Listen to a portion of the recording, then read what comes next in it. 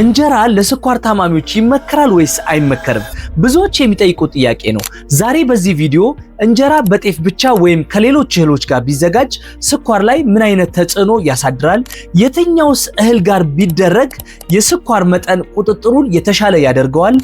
ምን ያክል በቀን ውስጥ መብላት ይመከራል ስኳራችን የተሻለ እንዲሆን ወይም አስተማማኝ እንዲሆን የሚሉትን በጥልቀት እንዳስሳለን።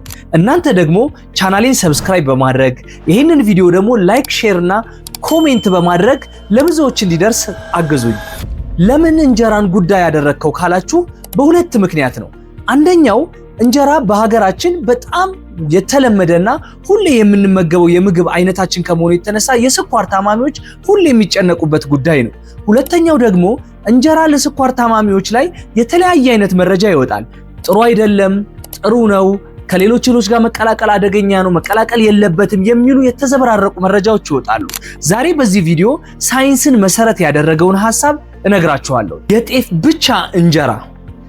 ብቻ እንጀራ 100% ከጤፍ የተዘጋጀ ከሆነ ለስኳር ታማሚዎች በጣም ተመራጭ ነው። ለምን ካላችሁኝ ግላይሴሚክ ኢንዴክሱ ከ51 እስከ 57 ሬንጅ ውስጥ ባሉት ውስጥ ነው። በውስጡ በፋይበር እና በፕሮቲን የበለጸገ ነው። ይህም ስኳርን በዝግታ እንዲጨምር ያግዘዋል። እንዲሁም አይረን፣ ካልሲየም፣ ማግኒዥየም እና ሌሎች ማይክሮኒውትሪየንቶች ወይም ንጥረ ነገሮች በውስጡ የያዘ ሲሆን እንደ አጠቃላይ ለስኳር ታማሚዎች 100% ከጤፍ እንጀራ የተዘጋጀን እንጀራ መመገብ ለስኳር ይመከራል።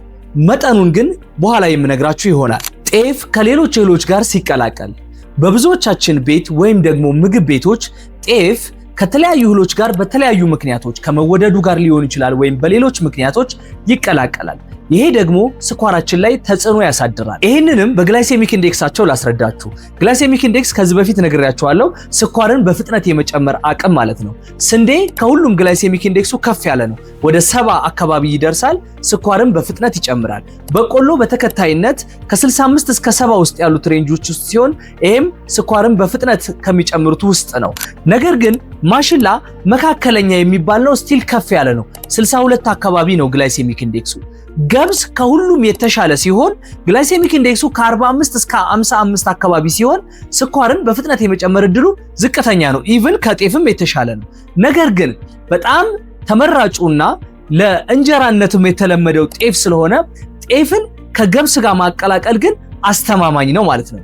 ስለዚህ ከነዚህ ሁሉ እህሎች በተሻለ ሁኔታ ጤፍን ከገብስ ጋር በማቀላቀል ብትጠቀሙ ለስኳራችሁ የሚመጣጠን ነው። ሌሎቹ ግን ስኳርን የሚጨምሩ ስለሆኑ አይዘር ጤፍ ብቻውን ኦር ከገብስ ጋር አድርጋችሁ ብትጠቀሙ ይመከራል። ሌላው የሚደንቀው ብዙዎች የማያውቁት ነገር እንጀራ ሲቦካ በደንብ እየቦካ ሲሄድ ግላይሴሚክ ኢንዴክሱ እየቀነሰ ይሄዳል። ስለዚህ ስኳርን በቶሎ አይጨምርም። አፍለኛና ያልቦካ እንጀራ ግን ስኳርን በፍጥነት የመጨመር እድል አለው። ሌላው ወሳኝ ነጥብ ደግሞ በምን ያክል መጠንና ከምን ጋር እንመገበው የሚለው ነው።